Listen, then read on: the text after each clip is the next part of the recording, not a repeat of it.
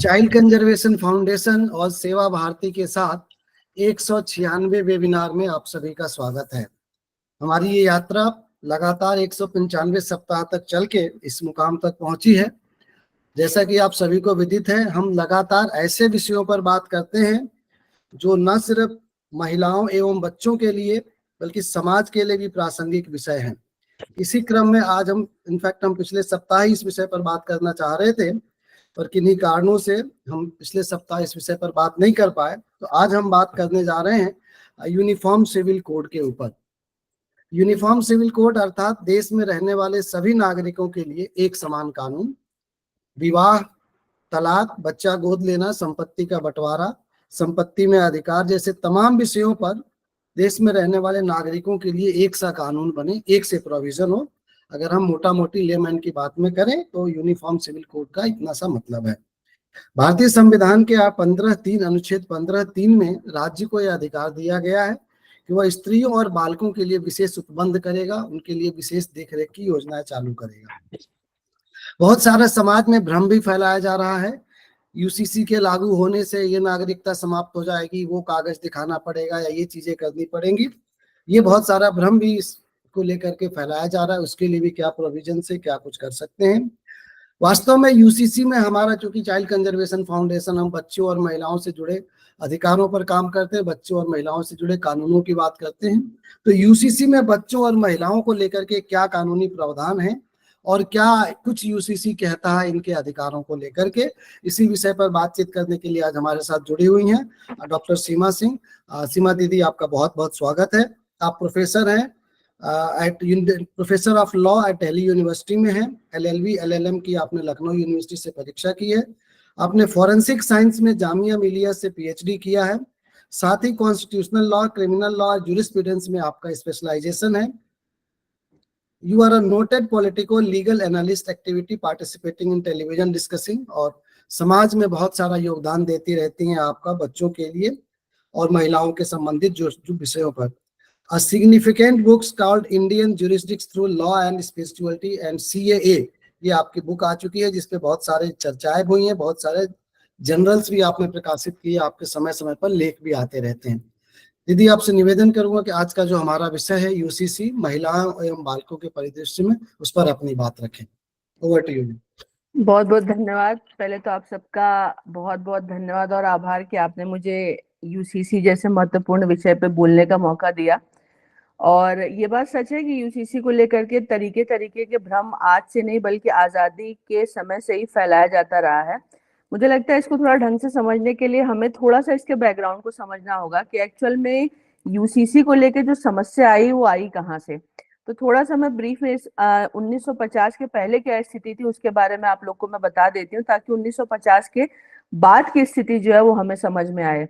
Actual में क्या हुआ कि जब 1857 का स्वतंत्रता संग्राम हुआ था, तो उसके बाद से अंग्रेजों को यह रियलाइजेशन हो गया कि अब वो भारत में बड़े लंबे समय तक राज नहीं कर सकते हैं। तो उन्होंने क्या किया, उन्होंने दो चीजों पे काम करना शुरू किया था। एक, उन्होंने एजुकेशन पे काम करना शुरू किया, दूसरा उन्होंने लीगल सिस्टम पे काम करना शुरू किया। तीसरा, अगर आप लोग को मालूम हो तो सेंसस यानी जनगणना भी वो इसी के बाद लेकर के आए थे।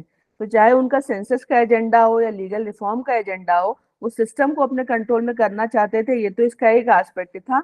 साथ ही साथ उन्होंने क्या करना शुरू किया कि जो लॉज उन्होंने बनाए, स्पेशली जो पर्सनल लॉज बनाए, जैसे वो मैरिज को लेकर के कोई लॉ लेकर के आए, मैरिज एक्ट लेकर के आए या सक्सेशन एक्ट लेकर के आए या डिवोर्स एक्ट लेकर के आए, तो उन्होंने डेलिबरेटली मुस्लिम कम्युनिटी को हर लॉ से जो है वो लॉ के पर्व्यू से बाहर रखा। और बाहर रखने का उद्देश्य ये था क्योंकि उनको समझ में आ गया था कि अगर यहाँ के लोगों के बीच में एक कम्युनिटी को लेकर के यूनिटी हो गई तो बहुत लंबे समय तक वो यहाँ पे सरवाइव नहीं कर पाएंगे। तो उन्होंने मुस्लिम कम्युनिटी को एक स्पेशलाइज्ड कम्युनिटी के रूप में ट्रीट करना शुरू किया और इसीलिए धीरे धीरे उन्होंने मुस्लिम लीग का प्रमोशन भी शुरू किया। लेकिन यहाँ पे एक खास बात क्या हो रही थी कि भारत में जो मुस्लिम आक्रांता बाहर से आए, उसके बाद जो यहाँ पे लोग इस्लाम में कन्वर्ट हुए, उन्होंने अपना धर्म यानी रिलीजन तो बदल दिया, लेकिन वो मुख्यतः अपने जो कस्टमरी जिसको आप कहते हैं जो लॉज थे ना, उसमें वो हिंदू पद्धति को ही फॉलो किया करते थे। और ये इस्लाम के सामने एक बहुत बड़ी चुनौती थी। तो शायद आप में से बहुत सारे लोगों को नहीं पता होगा कि मोहम्मद अली जिन्ना ने जब पाकिस्तान का प्रोपोगेशन किया तो साथ ही साथ जो शरीयत लॉ को लाने के लिए ब्रिटिशर्स को कोई प्रोवोक करने वाला और उनको प्रेशराइज करने का काम अगर किसी ने किया तो जिन्ना ने किया। और उसका परिणाम ये था कि 1937 में शरीयत एक्ट ब्रिटिशर्स ने बनाया। तो शरीयत एक्ट बनाने का क्या मकसद था? शरीयत एक्ट बनाने का मकसद ये था कि जो भी मुसलमान है वो शारिया के अकॉर्डिंग ही अपनी लाइफ को जिएगा, यानी उसके लिए इस्लामिक कस्टमरी लॉज को फॉलो करना जरूरी हो जाएगा। तो उद्देश्य क्या था कि जो कन्वर्टेड मुसलमान है, जो हिंदू प्रैक्टिसेस को फॉलो करते हैं, और अभी भी आप चाहे आप मेरठ का जोन देख लीजिए या इंडिया के बहुत सारे ऐसे हिस्से हैं जहाँ पे जो कन्वर्टेड मुस्लिम है वो शादी विवाह में या बहुत सारी अपनी जो अलग अलग कस्टमरी चीजें होती है उसमें वो हिंदू पद्धति को फॉलो करते हैं। उन सब के ऊपर जबरन जो है वो शारिया को इम्पोज किया गया और उनसे कहा गया कि आपके लिए शरीयत को मानना कंपलसरी है। साथ ही साथ उन्होंने 1937 शरीयत एक्ट जो लाया था उसमें उन्होंने स्पेसिफिकली लिख दिया कि शरीयत एक्ट में कभी भी कोई भी सरकार इंटरफियरेंस नहीं करेगी। तो शरीयत एक्ट को उन्होंने एक तरीके से इम्यूनिटी दे करके इस्लामिक कम्युनिटी को एक प्रिविलेज कम्युनिटी बना दिया। जब आपका 1947 में भारत आजाद हुआ और देश दो हिस्सों में बटा और कॉन्स्टिट्यूएंट असेंबली डिबेट में जब ये इशू आया कि क्या अब हमें यूनिफॉर्म सिविल कोड को लागू कर देना चाहिए, तो इसको लेकर के कॉन्स्टिट्यूएंट असेंबली में डिफरेंस ऑफ ओपिनियन डेफिनेटली था।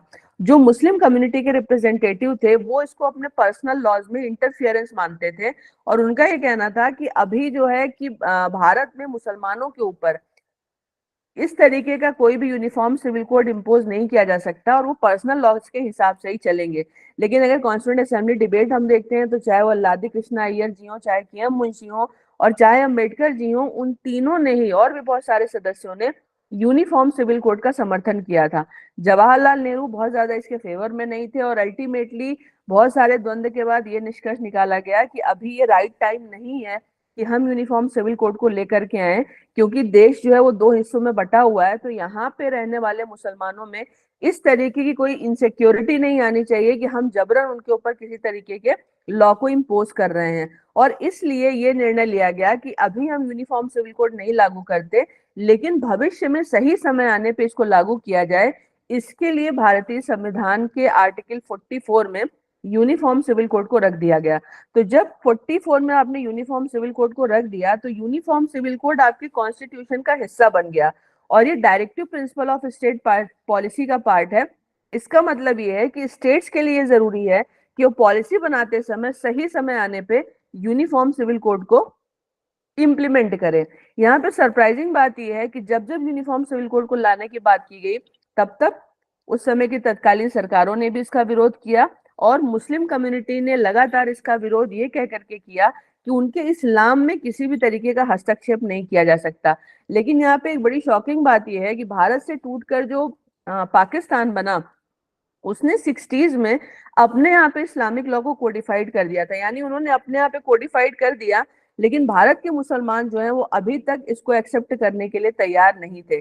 संविधान को अगर हम देखते हैं, क्योंकि जब भारत आजाद हुआ और एक संवैधानिक व्यवस्था आई तो ये निश्चित हो गया कि भारत का हर नागरिक संविधान से गवर्न होगा। संविधान का जो प्रियम्बल है उसमें कुछ शब्द बहुत ही महत्वपूर्ण है जो कि हमें समझने चाहिए। एक तो इक्वेलिटी है, लेकिन साथ ही साथ इसमें फ्रेटर्निटी शब्द का भी इस्तेमाल किया गया है। और फ्रेटर्निटी शब्द का और इक्वेलिटी शब्द का मतलब ये है कि हम एक दूसरे के से किसी भी आधार पे, चाहे वो जाति के आधार पे हो या धर्म के आधार पे हो, इस पे विभेद नहीं करेंगे। और साथ ही साथ प्रियम्बल का एक साफ इंडिकेशन था जिसको खुद डॉक्टर अंबेडकर ने कॉन्स्टिट्यूएंट असेंबली डिबेट में बोला कि फ्रेटर्निटी और सॉवरेनिटी को कॉम्प्रोमाइज करने वाला कोई भी इंटरप्रिटेशन जो है वो संविधान की आत्मा के अनुसार नहीं माना जाएगा। तो फ्रेटर्निटी को अगर हम कॉम्प्रोमाइज करने की बात करते हैं, तो अगर इस देश में आप आइडेंटिटीज को प्रमोट करते हैं तो डेफिनेटली आप फ्रेटर्निटी को प्रोटेक्ट नहीं कर सकते। और पर्सनल लॉज जो है वो रिलीजियस आइडेंटिटीज का प्रमोशन है। लंबे समय तक रिलीजियस आइडेंटिटीज का प्रमोशन किया गया। और इसमें एक इंपॉर्टेंट बात यहाँ पे ये जाननी जरूरी है कि अलग अलग जो आपका क्रिश्चियन लॉ था, पारसी लॉ था, ज्यूस लॉ था और हिंदू लॉ था। हिंदू लॉ तो 1955 तक पूरा का पूरा कोडिफाइड कर दिया गया और हिंदू मैरिज एक्ट हो, डिवोर्स हो, इनहेरिटेंस हो, सक्सेशन हो, सारी चीजें जो है वो कोडिफाइड हो गई। अगर आप क्रिश्चियनिटी, ज्यूस और पारसीस को भी देखेंगे तो उनका भी जो पर्सनल लॉ है वो लार्जली कोडिफाइड है। जो सबसे अनटच्ड लॉ रहा वो रहा कहीं ना कहीं इस्लामिक लॉ। इसका परिणाम क्या हुआ कि आर्टिकल 14 जो कि कहता है कि सभी में समानता होगी, यानी equality before law and equal protection of law की बात करता है, उससे मुस्लिम समाज की महिलाएं और मुस्लिम समाज के बच्चे वो इससे वंचित हो गए, क्योंकि उनका जो पर्सनल लॉ है वो मुस्लिम महिलाओं और मुस्लिम बच्चों को बाकी धर्म के कंपैरिजन में बहुत ही अलग तरीके से ट्रीट करता है। इसीलिए अगर आप वहां पे देखेंगे तो वहां पे जो माइनॉरिटी और मेजॉरिटी की जो एज है इस्लाम में वो बाकी रिलीजन से भी अलग है। तो ये जो आपका यूनिफॉर्म सिविल कोड हमारा आया है, इसका एक्चुअल में जो पर्पस है वो बेसिकली पर्सनल लॉज में इंटरफेरेंस करने का नहीं है। इसका जो मकसद है वो ये है कि पर्सनल लॉज की बेसिस पे अलग अलग कम्युनिटी की महिलाओं और बच्चों के बीच में जो डिस्क्रिमिनेशन किया जा रहा है उस डिस्क्रिमिनेशन को दूर कर दिया जाए, और यही उद्देश्य से जो है वो यूनिफॉर्म सिविल कोड लाया गया है। तो ये जो एक प्रोपोगेंडा चलाया जा रहा है कि अगर यूनिफॉर्म सिविल कोड आ जाएगा तो सारी धर्मों के कस्टमरीज लॉज चले जाएंगे, और ऐसा लगता है कि मुसलमानों को भी जो है सप्तपदी या 7 फेरे लेने पड़ेंगे, हर धर्म के लिए ये कंपलसरी हो जाएगा। ये सारी चीजें जो है वो प्रोपोगेंडा है और इसका सच्चाई से कोई भी लेना देना नहीं है। इसका जो उद्देश्य है वो सिर्फ ये है कि संविधान के जो बेसिक पैरामीटर्स हैं उसके अकॉर्डिंग हर धर्म के बच्चों और महिलाओं को प्रोटेक्शन देना। तो जब हम इसमें यूनिफॉर्म सिविल कोड की बात करते हैं तो उसमें कुछ सिलेक्टेड चीजों को रखा गया है, जैसे कि इसमें मैरिज है, डिवोर्स है, सक्सेशन या इनहेरिटेंस है, एडॉप्शन है, मेंटेनेंस है, ये चीजें जो है वो यूनिफॉर्म सिविल कोड का पार्ट है। अब जब हम इन चीजों पे आते हैं और हम देखते हैं कि यूनिफॉर्म सिविल कोड में इन चीजों को स्पेसिफिकली क्यों डील करना चाहिए, तो यहाँ पे हमें ये देखने को मिलता है कि अलग अलग धर्म के लोगों में थोड़ा बहुत डिफरेंस है, लेकिन जो सबसे ज्यादा डिसएडवांटेजेस पोजीशन पे है वो मुस्लिम महिला और मुस्लिम बच्चा है। मुस्लिम महिला और मुस्लिम बच्चा क्यों है, इसको थोड़ा समझना हमारे लिए बहुत ज्यादा जरूरी है।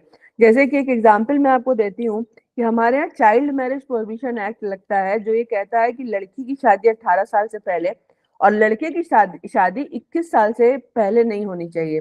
लेकिन जो मुस्लिम पर्सनल लॉ है वो ये कहता है कि जैसे ही लड़का या लड़की एज ऑफ प्यूबर्टी को अटेंड कर लेते हैं वैसे वो मैरिजेबल एज में चले जाएंगे, यानी एज ऑफ प्यूबर्टी 13 साल हो सकती है, 14 साल हो सकती है, 12 साल हो सकती है या 10 साल भी हो सकती है। तो जैसे ही लड़की या लड़का एज ऑफ प्यूबर्टी को अटेंड करेगा वो मैरिजेबल एज में चला जाएगा। तो अगर आज के हिसाब से देखो तो एज ऑफ प्यूबर्टी 10 से 12 साल लड़कियों के लिए और 12 से 14 साल जो है वो लड़कों के लिए है। अब इस्लामिक लॉ के अकॉर्डिंग उनके ऊपर चाइल्ड मैरिज प्रोहिबिशन एक्ट लागू नहीं होता, क्योंकि उनका पर्सनल लॉ ये कहता है कि एज ऑफ प्यूबर्टी को ही एज ऑफ मेजोरिटी माना जाएगा।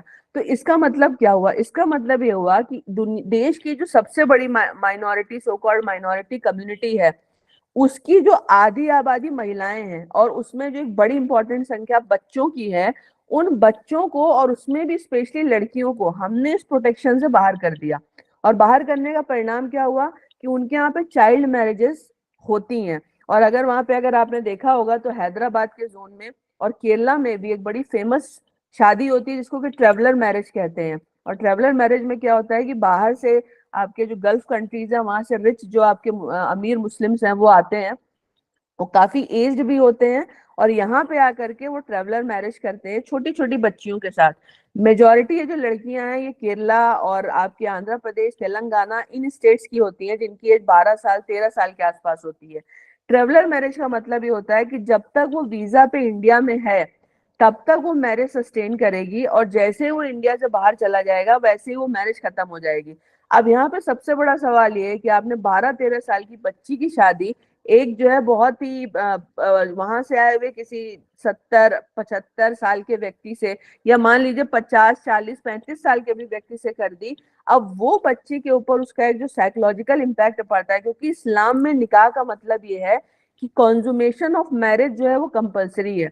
जब तक कॉन्जुमेशन ऑफ मैरिज नहीं होता है, that is a very essential part of Islam. तो यहाँ पे इंपॉर्टेंट चीज क्या है कि हमारा जो पॉक्सो एक्ट है वो ये कहता है कि किसी माइनर बच्चे के साथ अगर आप कोई सेक्सुअल रिलेशनशिप बनाते हैं तो वो क्राइम की कैटेगरी में आता है। लेकिन इस्लाम के अकॉर्डिंग ये जो बच्चियां होती हैं जिनके साथ ये निकाह किया जाता है, सो कॉल्ड ट्रेवलर मैरिज की जाती है, या अदरवाइज एज ऑफ प्यूबर्टी के नाम पे जिनका निकाह किया जाता है, उनको ना तो आप चाइल्ड मैरिज प्रोहिबिशन एक्ट का प्रोटेक्शन दे पा रहे हैं और न ही पॉक्सो का प्रोटेक्शन दे पा रहे हैं। तो इसका मतलब क्या हुआ कि हमारा संविधान का अनुच्छेद 14 जो equal protection of law, equality before law की बात करता है, वो एक बड़ी संख्या पे जो एक माइनॉरिटी कम्युनिटी है उसकी बच्चियों को ये दोनों ही प्रोटेक्शन नहीं दे पा रहा है। तो अब यहाँ पे सबसे बड़ी समस्या ये है कि क्या हम इतनी बड़ी संख्या में महिलाओं और बच्चों को असुरक्षित छोड़ सकते हैं? और अगर हमने सिर्फ इसलिए उनको चाइल्ड मैरिज प्रोहिबिशन एक्ट से या पॉक्सो के प्रोटेक्शन से बाहर रखा क्योंकि वो मुस्लिम कम्युनिटी को बिलोंग करते हैं, तो फिर क्या हम संविधान का जो बेसिक स्ट्रक्चर है, जो सबके बीच में इक्वलिटी की बात करता है, जो जस्टिस की बात करता है, जो महिलाओं और बच्चों को स्पेशल प्रोटेक्शन की बात करता है, क्या वहां पे हम सिर्फ इस कारण उनके साथ डिस्क्रिमिनेशन नहीं कर रहे हैं कि वो पर्टिकुलर माइनॉरिटी कम्युनिटी को बिलोंग करती हैं? तो बच्चों के साथ ये बहुत ही डिस्क्रिमिनेटरी है। इसके अलावा इसमें एक इम्पॉर्टेंट चीज ये है कि आईपीसी का जो सेक्शन 376 है, जो रेप की बात करता है, वो ये कहता है कि अगर आपकी शादी हो भी गई और वाइफ की एज जो है वो 15 साल से कम है, और उस स्थिति में, इसमें सुप्रीम कोर्ट के जजमेंट भी हैं और आईपीसी भी यही कहती है कि अगर जो है कॉन्जुमेशन ऑफ मैरिज किया जाता है 15 साल से कम उम्र की लड़की के साथ, तो उस कंडीशन में आईपीसी के अकॉर्डिंग वो रेप माना जाएगा। लेकिन यही क्लॉज आपके ऊपर एप्लीकेबल नहीं होगा अगर आप मुस्लिम कम्युनिटी को बिलोंग करते हैं, क्योंकि यहाँ पे आप अपने पर्सनल लॉ से गवर्न हो रहे हैं। तो यहाँ पे आप ये देखिए कि मुस्लिम लड़कियां स्पेसिफिकली, कुछ हद तक कुछ केसों में लड़के भी, लड़कों की संख्या कम है, लेकिन मुस्लिम लड़कियां जो हैं वो बहुत ही बच्चियां डिसएडवांटेजेस पोजीशन पे हैं। चाइल्ड मैरिज प्रोहिबिशन एक्ट का प्रोटेक्शन नहीं है, पॉक्सो का प्रोटेक्शन नहीं है, आईपीसी के सेक्शन 375 का प्रोटेक्शन नहीं है। और इसके अलावा अगर हम एडल्ट महिलाओं के ऊपर भी आते हैं तो इसमें कुछ चीजें और बड़ी इंपॉर्टेंट है। अब हम थोड़ा अगर आगे चल करके बात करते हैं कि बाकी कहाँ कहाँ पे इसमें समस्या आती है, तो सबसे बड़ी समस्या एक आती है यहाँ पे, निकाह तो चलिए हो गया, निकाह होने के बाद एक है डिवोर्स की समस्या। और डिवोर्स में अगर आप देखेंगे बाकी किसी कम्युनिटी के कंपैरिजन में मुस्लिम विमेन को, तो मुस्लिम विमेन को ऑलमोस्ट नेग्लिजिबल राइट है डिवोर्स का। उसको जो है अपने हस्बैंड को पैसा दे करके डिवोर्स खरीदना पड़ता है। अगर उसका हस्बैंड पैसा लेके उसको डिवोर्स करने के लिए तैयार है, जिसको कि खुला कहते हैं, तभी वो डिवोर्स ले सकती है। अदरवाइज इस्लामिक लॉ में मुस्लिम लेडी के लिए डिवोर्स ऑलमोस्ट इम्पॉसिबल है। अब यहाँ पे इंपॉर्टेंट चीज क्या होती है कि मान लीजिए जैसे 3 तलाक पे भी आपने देखा कि जजमेंट्स आए। अब 3 तलाक की स्थिति में क्या है कि जैसे शाह बानो का केस हुआ था। अब शाह बानो का केस जो है बहुत इंपॉर्टेंट केस था। शाह बानो एक 70 साल की लगभग महिला है, उस एज में उसके हस्बैंड ने उसको डिवोर्स दे दिया, और डिवोर्स देने के बाद वो अकॉर्डिंग टू इस्लामिक लॉ सिर्फ up to the period of इद्दत वो मेंटेनेंस की अधिकारी है। अब उसके बाद अगर आप 70 साल की महिला को आप 80s में छोड़ दे रहे हो, घर से बाहर निकाल दे रहे हो, जिसके कि 5 बच्चे हैं, तो फिर वो कहाँ जाएगी? शाह बानो जब सुप्रीम कोर्ट गई तो सुप्रीम कोर्ट ने बोला कि शाह बानो को सीआरपीसी के सेक्शन 125 का प्रोटेक्शन मिलेगा, और हस्बैंड की ये रिस्पॉन्सिबिलिटी है कि वो अपनी वाइफ को मेंटेन करे। तो अगर आप इद्दत के पीरियड तक की बात का प्रोटेक्शन ले रहे हो तो वो मेंटेनेबल नहीं है, आपको अपनी वाइफ को प्रोटेक्ट करना पड़ेगा। लेकिन इसके बाद आपको मालूम है कि जब सुप्रीम कोर्ट ने निर्णय दिया कि 125 सीआरपीसी का प्रोटेक्शन मुस्लिम विमेन को भी मिलेगा, और साथ ही साथ सुप्रीम कोर्ट ने यह भी बोला कि आर्टिकल 44 यानी 44 जो यूसीसी की बात करता है, उसको इम्प्लीमेंट करने का समय आ चुका है। इसको क्यों नहीं इम्प्लीमेंट किया जा रहा है? तो यहाँ पे बड़ी संख्या में विरोध प्रदर्शन किए गए, लोग सड़कों पे उतरे, और तत्कालीन राजीव गांधी जो सरकार थी वो उनके दबाव में आ गए, और उस दबाव में आकर के उन्होंने आनन फानन में दूसरा एक लेजिस्लेशन पास किया, और शाहबानो में सुप्रीम कोर्ट का जो जजमेंट आया था उसको अंडू कर दिया, और अंडू करके इस्लामिक लॉ की पोजीशन को रिस्टोर कर दिया, जिसके अकॉर्डिंग सिर्फ कोई मुस्लिम महिला इद्दत के पीरियड तक, यानी मैक्सिमम आप कह सकते हैं कि तलाक के बाद 2 महीने तक वो सिर्फ मेंटेनेंस अपने हस्बैंड से ले सकती है। इसके बाद वो मेंटेनेंस अपने हस्बैंड से क्लेम नहीं कर सकती। तो इसका परिणाम क्या है कि जो मुस्लिम महिलाएं हैं वो हर स्थिति में, चाहे उनका हस्बैंड उनको टॉर्चर करे, और जो मतलब जो ग्राउंड्स दिए गए हैं उसमें जो है ब्राह्मिक रिलीजन का एक कल्चर है कि जो महिला होती है, जो जानवर होते हैं और जो पशु पेड़ पौधे होते हैं, इनमें इमेंसिपेशन नहीं होता, इनका इमेंसिपेशन नहीं, और इनमें आत्मा नहीं है। उसके कारण ये पूरा का पूरा जो लॉ है वो महिलाओं के राइट को बहुत ही ज्यादा दबाता है। और यहाँ पे जो महिलाओं का ट्रीटमेंट इस्लामिक लॉ में है वो उनको एग्जिट का मिनिमम ऑप्शन देता है। इसी का एक बहुत ही जो विकृत स्वरूप है, उस आप सबने सुना होगा कि इंस्टेंट तलाक जो आया, जो कि इस बाद में सायरा बानो के केस में सुप्रीम कोर्ट ने उसको अनकॉन्स्टिट्यूशनल डिक्लेयर कर दिया। वहां पे अगर गुस्से में भी एक हस्बैंड ने अपनी वाइफ को डिवोर्स दे दिया, एक बार में 3 तलाक, तो वो तलाक हो गया। अब अगर उसको पछतावा हो रहा है और अपनी वाइफ को वापस लाना चाहता है, तो उसके लिए हलाला कंपलसरी है। और हलाला क्या है? हलाला आप कह सकते हो कि it's a kind of rape, जहाँ पे हस्बैंड अपनी ही वाइफ की शादी किसी दूसरे व्यक्ति से कराएगा, जो मौलवी हो सकता है, घर का कोई सदस्य हो सकता है, कोई भी होगा। निकाह कराया जाएगा, लड़की की मर्जी है नहीं है वाइफ की, इसका कोई मतलब नहीं है। निकाह कराने के बाद वो मैरिज प्रॉपरली कॉन्जुमेट होनी चाहिए। कॉन्जुमेशन के बाद वो जो है उसको तलाक देगा, और तलाक पाने के बाद वो वाइफ फिर से अपने पहले हस्बैंड से जो है वो शादी कर सकती है या निकाह कर सकती है। अब आप ये सोचिए कि ये कितनी इल प्रैक्टिस है। इसमें बहुत सारे ऐसे केसेस आए जिसमें कि हलाला के लिए लोगों ने अपनी वाइफ का निकाह किसी दूसरे घर के सदस्य से या किसी मौलवी से कराया, और वहां पे उसके बाद जो है उन लोगों ने बोला कि अब हम इसको डिवोर्स ही नहीं देंगे, या इतना हेफ्टी अमाउंट मांगने लगे कि हम डिवोर्स तब देंगे जब हमें इतना पैसा मिलेगा। और हलाला की प्री कंडीशन ये है कि मैरिज के कॉन्जुमेशन के बाद ही, यानी इसी को हलाला कहते हैं, मैरिज प्रॉपरली कॉन्जुमेट होने के बाद फिर से वो मौलवी या जिससे जिससे हस्बैंड ने अपनी वाइफ की शादी करी है, वो उसको तलाक दे, और तभी वो अपने पति से दोबारा शादी कर सकती है। तो ये कितनी भयानक, कितनी इल प्रैक्टिस है, जिसको कि हम इक्विवेलेंट टू रेप मान सकते हैं। लेकिन हलाला जैसी कुप्रथा आज तक सुप्रीम कोर्ट के सामने पेंडिंग है। और सुप्रीम कोर्ट, जो कि महिला की लिबर्टी का, उनके फंडामेंटल राइट का, इक्वेलिटी के प्रोटेक्शन की बहुत सारी बातें करता है, सुप्रीम कोर्ट ने आज तक हलाला के इश्यू को डिसाइड नहीं किया है। तो अगर हम डिवोर्स की बात करते हैं, तो डिवोर्स का ग्राउंड, हिंदू विमेन को तो बहुत ज्यादा राइट्स हैं, स्पेशल मैरिज एक्ट में भी बहुत सारे राइट्स हैं जो हर कम्युनिटी की महिला को अवेलेबल हैं। क्रिश्चियनिटी में भी राइट्स अवेलेबल हैं, जूस में भी हैं। लेकिन मुस्लिम महिला को डिवोर्स का ऑलमोस्ट नेग्लिजिबल राइट जो है वो अवेलेबल है। और उसका परिणाम ये है कि वो चाहे कितनी भी टॉर्चर हो, चाहे उसके साथ कुछ भी किया जाए, उसके पास एग्जिट का कोई ऑप्शन नहीं है। तो फिर से यहाँ पे यही सवाल आता है कि इतनी बड़ी कम्युनिटी की आधी आबादी को आपने बिल्कुल प्रोटेक्टेड छोड़ रखा है, सिर्फ इस बेसिस पे कि 56 प्रोविजंस और लेजिस्लेशंस जो सरकार ने महिलाओं को प्रोटेक्शन देने के लिए बनाए हैं, उसमें से आपके ऊपर बहुत सारे सिर्फ इसलिए लागू नहीं होंगे क्योंकि आप मुस्लिम हो। तो ये अपने आप में मुस्लिम महिला और मुस्लिम बच्चे बच्चियों के साथ बहुत बड़ा जो है वो डिस्क्रिमिनेशन है। और इसीलिए जो है यूसीसी जैसी चीजें इन्हीं डिस्क्रिमिनेशन को खत्म करने की बात करती है। उसके बाद अगर हम इसमें डिवोर्स के बाद अगर हम एडॉप्शन में आते हैं, तो एडॉप्शन में भी इसमें एक समस्या है। एडॉप्शन में ये बात सच है कि क्रिश्चियनिटी भी एडॉप्शन को अलाउ नहीं करती, इस्लाम भी अलाउ नहीं करता, इस्लाम में एब्सोल्युटली प्रोहिबिटेड है।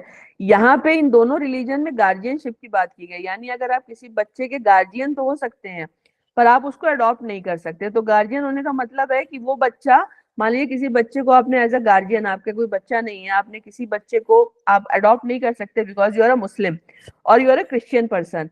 तो आप किसी के बच्चे की गार्जियनशिप कर सकते हैं, लेकिन आपकी डेथ के बाद वही बच्चा जिसको आपने अपने बच्चे की तरह पाला है, उसका आपकी प्रॉपर्टी में कोई राइट नहीं होगा। साथ ही साथ जो मुस्लिम महिला है उसको अडॉप्शन का यानी गार्जियनशिप का भी यूनिलैटरली कोई भी राइट अवेलेबल नहीं है।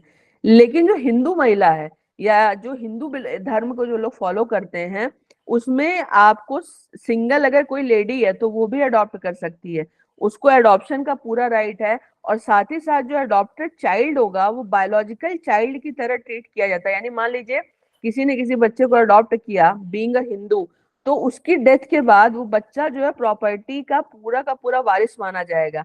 और मान लीजिए बच्चे के अडॉप्शन के बाद उस कपल को अपनी कोई संतान होती है, तो भी अडॉप्टेड राइट चाइल्ड का जो राइट होता है वो इंटैक्ट होता है, उसको आप उस राइट से बेदखल नहीं कर सकते हैं। तो यहाँ पे एक बड़ी इंपॉर्टेंट बात यह है कि आप जो है जो मुस्लिम कम्युनिटी है उसको आप अडॉप्शन का राइट नहीं देते, और अगर उन्होंने किसी को गार्जियनशिप में ले लिया है तो बच्चे को प्रॉपर्टी राइट नहीं। अभी बहुत ही रिसेंटली दिल्ली में एक मुस्लिम कपल ने एक केस जो है कोर्ट में इसी बात को लेकर के फाइल किया कि उन्होंने जिस बच्चे को अपने बच्चे की तरह पाला था, जब उन्होंने अपनी प्रॉपर्टी अपने बच्चे को देनी चाहिए तो उनके रिलेटिव जो है वो कोर्ट में आ गए और उन्होंने बोला कि इस्लामिक लॉ के अकॉर्डिंग ये बच्चा प्रॉपर्टी को इनहेरिट नहीं कर सकता है। तो ये जो एक प्रॉब्लम है, ये समस्याएं जो है मुस्लिम कम्युनिटी में बहुत ज्यादा हैं। और मुझे पता है, मुझे मेरे पास अभी कुछ महीने पहले जामिया से एक मुस्लिम कपल आया और उन्होंने बोला कि हम बच्चा अडॉप्ट करना चाहते हैं, हमारे पास क्या रेमेडी है। तो मैंने उनको बताया कि आपके रिलीजन के अकॉर्डिंग आपके रिलीजन में अडॉप्शन अलाउड नहीं है। तो ऐसे बहुत सारे कपल्स हैं जो अलाउ अडॉप्ट करना चाहते हैं पर अडॉप्ट नहीं कर पाते क्योंकि उनका पर्सनल लॉ उनको अलाउ नहीं करता। इसके साथ ही साथ अगर हम इनहेरिटेंस पे आते हैं तो इनहेरिटेंस में भी अगर हम देखें तो जो आपका हमारा हिंदू सक्सेशन एक्ट है, उसमें जो इनहेरिटेंस के लॉज हैं उसमें विमेन जो है एक मेजर प्रॉपर्टी में एज अ सक्सेसर जो है वो मानी जाती हैं। लेकिन इस्लामिक लॉ में प्रॉब्लम क्या है, इस्लामिक लॉ में एक सबसे बड़ी बात यह है कि अगर मान लीजिए किसी की मैरिज हो गई और मैरिज के बाद मैरिज कॉन्जुमेट नहीं हुई और हस्बैंड की डेथ हो जाती है, तो वाइफ को अपने हस्बैंड की प्रॉपर्टी में से कुछ भी नहीं मिलेगा, शादी होने के निकाह होने के बावजूद। दूसरा ये है कि मान लीजिए शादी हो गई, मैरिज कॉन्जुमेट हो गई और हस्बैंड की डेथ होती है, तो वाइफ को अपने हस्बैंड की प्रॉपर्टी का सिर्फ 1/8 मिलता है। लेकिन अगर वाइफ की डेथ हो जाती है तो हस्बैंड को वाइफ की प्रॉपर्टी का 1/4 मिलता है। किसी भी हालत में महिला को अपनी जो काउंटर उसका पुरुष काउंटर पार्ट है उसके कंपैरिजन में आधा यानी 1/4 का आधा यानी 1/8 ही मिलेगा। तो यहाँ पे भी जो आपका और जो मैंने आपको बताया कि अगर कॉन्जुमेशन ऑफ मैरिज नहीं होता तो उसको कुछ भी नहीं मिलता। तो ये जो है ये एक इनहेरिटेंस में एक बहुत बड़ा जो है वो प्रश्न उठाता है कि मुस्लिम महिला को एक्चुअल में ना तो डिवोर्स के बाद मेंटेनेंस की सिक्योरिटी है और ना ही हस्बैंड की डेथ के बाद प्रॉपर्टी में इनहेरिटेंस की प्रॉपर सिक्योरिटी है। तो इसका परिणाम क्या हो रहा है कि वो पूरे तरीके से एक डिसएडवांटेजेस पोजीशन पे है। और ये डिस्क्रिमिनेशन जो है ये मुस्लिम महिलाओं के साथ काफी समय से चला आ रहा है। यहाँ पे एक इम्पॉर्टेंट बात यह है कि बार बार इस बात को क्लेम किया जाता है कि यूनिफॉर्म सिविल कोड जो है वो इस्लामिक लॉ में इंटरफेरेंस है। लेकिन हमें समझने की जरूरत है कि चाहे वो Sudan, Syria, Pakistan, Egypt, Bangladesh, Iraq, Malaysia, Turkey, ये सारी की सारी वो कंट्रीज है जहाँ पे इस्लामिक लॉ कोडिफाइड है। और कोडिफाइड अगर आप इनमें देखेंगे तो इसमें मैक्सिमम की जो मैरिजेबल एज है वो मिनिमम 18 ईयर्स है। साथ ही साथ मैरिज का रजिस्ट्रेशन भी कंपलसरी है और आप unilaterally without obtaining the consent of the court आप दूसरी शादी नहीं कर सकते। जैसे कि भारत में ये चार चार शादियों का जो रिवाज है कि चार शादी as per Islamic law allowed है, वहां पे उन कंट्रीज में भी आपको कोर्ट को बताना पड़ेगा अगर आप पहली वाइफ के रहते हुए दूसरी शादी करना चाहते हैं। और साथ ही साथ यहाँ पे इंपॉर्टेंट चीज ये है कि जितनी भी दूसरी कंट्रीज हैं जो कि नॉन इस्लामिक कंट्री हैं, चाहे वो अमेरिका हो, चाहे वो कनाडा हो, चाहे वो ऑस्ट्रेलिया हो, यूरोपियन कंट्रीज हो, इन देशों में रहने वाले मुसलमान वहां के सिविल लॉस को जो है वो फॉलो करते हैं irrespective of the fact that they are Muslim. तो यहाँ पे बार बार एक जो सवाल उठाया जाता है कि uniform civil code right to freedom of religion में इंटरफेरेंस है, ये फंडामेंटली गलत है क्योंकि ये फ्रीडम ऑफ रिलीजन का पार्ट ही नहीं है। अगर ये राइट टू रिलीजन का पार्ट होता तो इस्लामिक कंट्रीज अपने यहाँ पे इसको कभी भी कोडिफाइड ना करती। ये इसेंशियल पार्ट ऑफ इस्लाम नहीं है क्योंकि ये दो व्यक्तियों के बीच के सिविल रिलेशन कैसे हैं उसको डिफाइन करता है। हस्बैंड का रिलेशनशिप वाइफ के साथ कैसे होगा और हस्बैंड वाइफ का बच्चों के साथ या हस्बैंड का बच्चों के साथ किस तरीके का रिलेशनशिप होगा। तो ये सिविल लॉज के अंतर्गत कवर होने वाला मैटर है जो कि एब्सोल्युटली आपके रिलीजियस फ्रीडम का पार्ट नहीं है। तो बार बार ये कहना कि हमारे रिलीजियस फ्रीडम में इंटरफेरेंस है, ये इस्लाम का इसेंशियल पार्ट नहीं है और इसको आर्टिकल 25 में as a fundamental right claim नहीं किया जा सकता। दूसरी इसमें बात एक बार बार की जाती है कि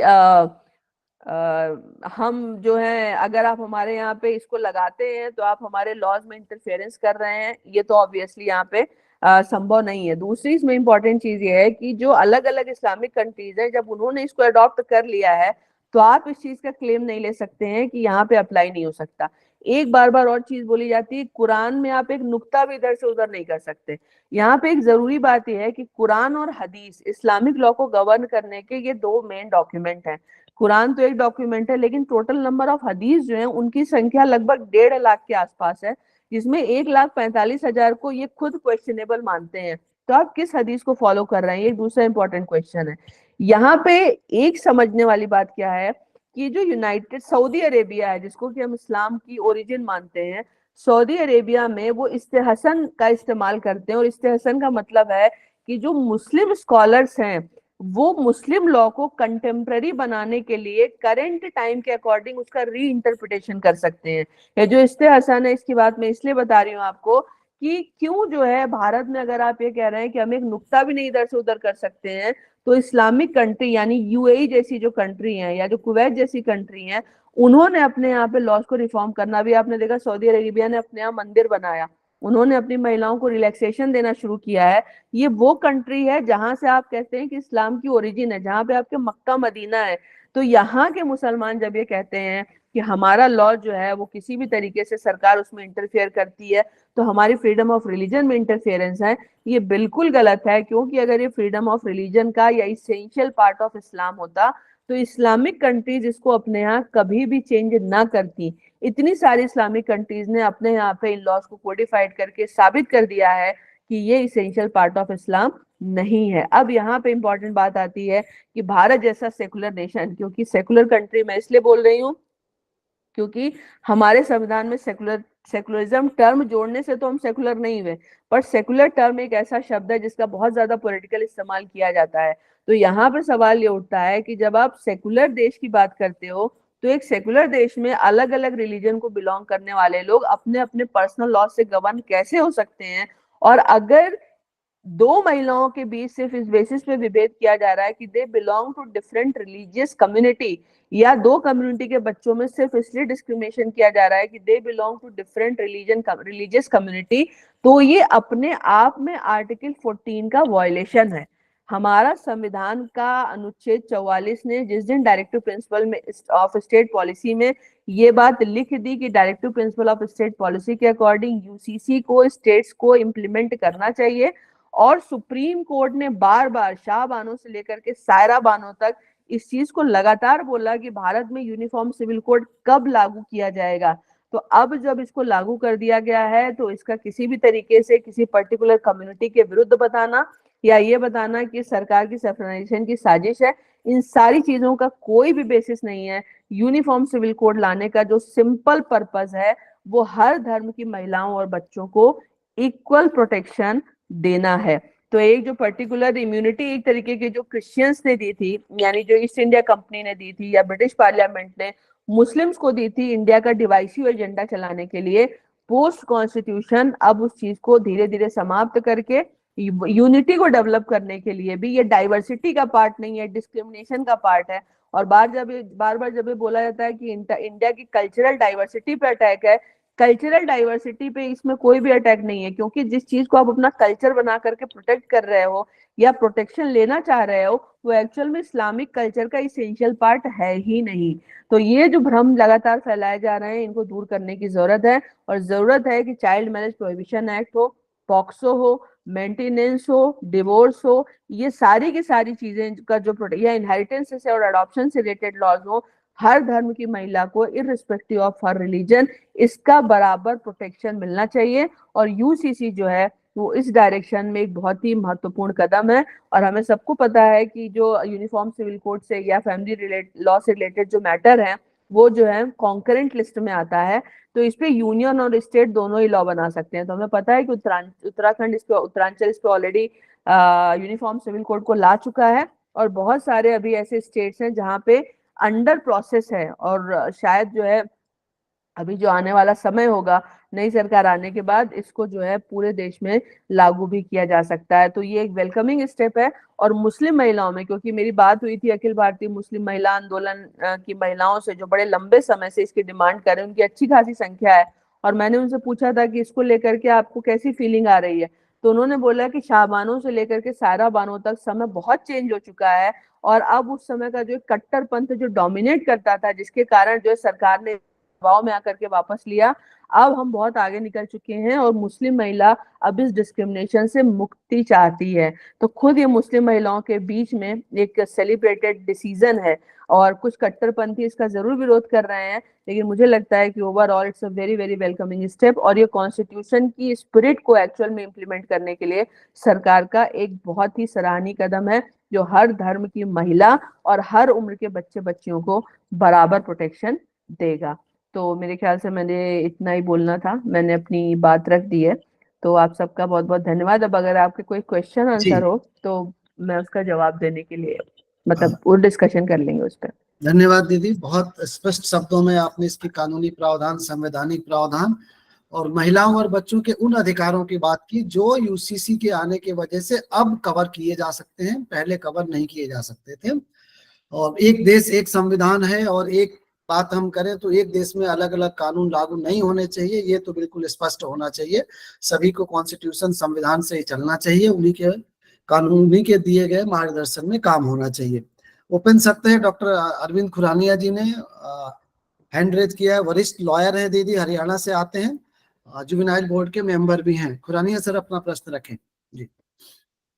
हाँ मैडम, पहले तो मैं आपका धन्यवाद करना चाहूँगा कि आपने बहुत ही अच्छे ढंग से यूसीसी को समझाया और कॉन्स्टिट्यूशन से जोड़ के उसकी व्याख्या की। दूसरा, मैं थोड़ा सा कुछ अलग तरह के मेरे सवाल हैं कि तो कंज्यूमेशन ऑफ मैरिज, मुस्लिम महिला की कंज्यूमेशन ऑफ मैरिज की बात आपने की, इस बात को एस्टेब्लिश कैसे किया जा सकता है, मैरिज कंज्यूमेट हुई या नहीं, एक सवाल। दूसरा सवाल मेरा ये है कि क्या अडॉप्शन रेगुलेशंस आने के बाद भी क्रिश्चियन और मुस्लिम उस बच्चे अंडर अडॉप्शन रेगुलेशन 2022 बच्चे को अडॉप्ट करने में सक्षम नहीं है क्या? ये दो सवाल मेरे। देखिए, ये जो आपका पहला सवाल था कि कॉन्ज्यूमेशन को कैसे इस्टेब्लिश करेंगे, ये बहुत ही इंपॉर्टेंट क्वेश्चन है, क्योंकि this is something which is a very private in nature. But primarily जो मुझे समझ में आता है कि इनकी अगर कोई इंटरनल प्रैक्टिस हो तो मुझे मालूम नहीं है, but whatever husband is going to say that is going to be the reason of the decision, कि उसके स्टेटमेंट के बेसिस पे ही ये माना जाएगा।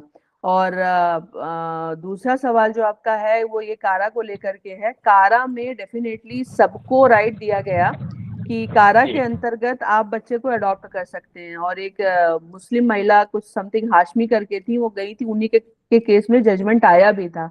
लेकिन यहाँ पे प्रॉब्लम ये है कि जो एक मुस्लिम कम्युनिटी है उसमें मेजोरिटी अभी भी उनके, पहली बात तो लैक ऑफ अवेयरनेस है। दूसरी बात इसमें क्या है कि वो मेजोरिटी अभी भी उनके जो मौलवी होते हैं वो उनके कंट्रोल में चलते हैं। तो उसके कारण से क्या हो रहा है कि उनके अंदर ना एक झिझक है कि वो खुल करके इसके लिए आगे नहीं आना चाहते। ऐसा मान लीजिए स्पेशल मैरिज एक्ट में भी अगर ये शादी कर लेते हैं तो इनको सारे राइट लगभग डिवोर्स के वही अवेलेबल हो जाते हैं जो कि एक दूसरी कम्युनिटी की महिला को अवेलेबल है। लेकिन प्रॉब्लम ये है कि इनके यहाँ पे प्रेशर इतना ज्यादा होता है, इनके जो आपके मौलवी हो गए, मौलाना हो गए, कि ये इससे बहुत कम, जब तक ये बहुत हाईली एजुकेटेड नहीं है, इनके लिए इससे बाहर निकलना बहुत मुश्किल होता है। इनफैक्ट मैं अभी आपको बताऊं, मेरे पास अभी लेटेस्ट केस आया था, और वो लड़की एयर इंडिया में जॉब करती है, साइकोलॉजिस्ट है, she can take her own decision, लेकिन उसकी हिम्मत नहीं है कि वो इसको छोड़ करके बाहर निकल जाए। उसका रीजन ये है कि आपने यूनिफॉर्म प्रोटेक्शन जो है सबको नहीं दिया है, इसके कारण एक्सटर्नल प्रेशर जो है वो बहुत ज्यादा है। तो कारा में डेफिनेटली ये अडॉप्ट कर सकते हैं, इसमें कोई दो राय नहीं है। पर चूंकि कारा ये अपने पर्सनल लॉ से अभी भी गवर्न हो रहे हैं, ये मानते हैं कि हम पर्सनल लॉ से गवर्न होते हैं, और एक साइकोलॉजिकल बैरियर है उनके ऊपर, इसके कारण मेजोरिटी अभी भी इस बेनिफिट को अवेल नहीं कर पा रही है। तो आप कह सकते हैं कि स्पेशल मैरिज एक्ट और कारा की जो स्थिति है ना, वो लगभग सेम है, दोनों का बेनिफिट लिया जा सकता है पर एक्चुअल में लिया नहीं जा रहा है। मैडम, मैं साथ में एक बात जोड़ना चाह रहा हूँ, क्योंकि अडॉप्शन जी रेगुलेशंस आए हैं यूनाइटेड नेशन से, जो मेंबर कंट्री हैं उन सब पे अडॉप्शन रेगुलेशन जी। हैं। तो जितने इस्लामिक कंट्री हैं, तो मेरे ख्याल से जिस तरह से हमारे स्पेशल सेंट्रल एक्ट होते हैं, उसी तरह अडॉप्शन रेगुलेशन भी are having overriding effect on all the laws. नहीं मान नहीं रहे ना सर, अभी मैं आपको बताऊं प्रैक्टिकल प्रॉब्लम क्या हो रही है। आप बिल्कुल सही कह रहे हैं, जैसे चाइल्ड मैरिज प्रोविजन एक्ट आ गया, तो ये जी सेकुलर एक्ट है ना, ये सबके ऊपर लगना चाहिए। लेकिन अभी कम से कम 3 हाई कोर्ट ने माइनर्स की मैरिज को परमिशन दी है इस्लाम में। वो कहते हैं आपका लॉ जी आपको परमिट करता है और आप पर्सनल लॉ से गवर्न होते हो, तो हम आपकी शादी को वैलिड मानते हैं।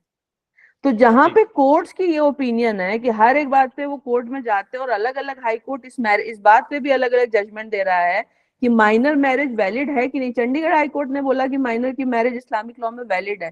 तो वो ये बात को हम अभी तक नहीं समझा पाए हैं कि ये सेकुलर लेजिस्लेशन इनके ऊपर इक्वली एप्लीकेबल होते हैं। और उसका बड़ा जी रीजन ये है कि वो ये कहते हैं कि लॉ में पर्सनल लॉ कवर नहीं होता, इसलिए हमारे ऊपर कोई भी लॉ अप्लाई नहीं होता। ये जो एक चीज है ना, इसको, ये कंफ्यूजन को दूर करने के लिए यूनिफॉर्म सिविल कोड का आना बहुत, आपका बिल्कुल सवाल ठीक कह बिल्कुल रहे हैं। जायज है, लेकिन इसमें प्रॉब्लम हाई कोर्ट्स ने क्रिएट कर रखी है, क्योंकि हर लॉ के प्रोटेक्शन से इनको पर्सनल लॉ के बेसिस पे बाहर किया जा रहा है, ये प्रॉब्लम है sir. Okay ma'am, thank you very much. Lakshman sir अपना प्रश्न रखें। नमस्ते डॉक्टर सीमा जी। नमस्ते मैं सर। त्रिपुरा नमस्ते से बोल रहा हूँ, जी। बहुत छोटा स्टेट से बोल रहा हूँ, त्रिपुरा? लक्ष्मण मालाकर। त्रिपुरा त्रिपुरा। अच्छा अच्छा, अरे वाह, क्या बात है। जी जी जी जी जी सर, बताइए। नमस्ते। आप तो अच्छा तरीके से समझाया, बहुत अच्छा तरीके से। Many conclusion and thank you for you. Actually हमारा देश में तो देश का तो एक ही है, हमारा देश एक है, हर किसी का तो एक एक नियम होना चाहिए। ये अभी नियम होना बहुत जरूरी है। कोई किसी में रुकावट डालते हैं तो उसका विरोध हम सभी मिलकर करना चाहिए। एक देश में रहना, एक खाना खाएगा, एक सब्जी एक ही बाजार में मार्केट से लाएगा, और दोस्त से कैसे होगा? और दोस्त होगा तो पर्सनल लॉ में हर जाति का पर्सनल लॉ में हो सकता है। आज बुद्धिज्म, आज क्रिश्चियनिज्म, आज Jainism, there are many section of people are there, they can consume their personal law. So how it is possible on the part of a state like the Bharat? So I strongly support the UCC must be implemented. Though you have mentioned some High Court have given the decision according to the personal law, it is they are very honorable person, they are very high dignified person, they are high intellectual person. I don't know, I cannot understand what is the meaning of behind this, because the child is child. The child has no race. Child has no caste. He's a child. He's child. I am a child. So there should not be any discrimination about the child. Where child marriage prohibition is implemented throughout India, why the Muslim personal law will be restricted for getting this scope of the implementation? So it is my opinion. हमारा देश में हमारा देश में तो APJ Abdul Kalam ऐसा मुसलमान है, उनका तो तारीफ करना चाहिए, उनका पूजा करना चाहिए, उनका माफी मुसलमान चाहिए। ऐसा मुसलमान नहीं चाहिए। हम हिंदू के से कोई बात नहीं कर रहा है, हम ह्यूमनिज्म का बात कर रहा है।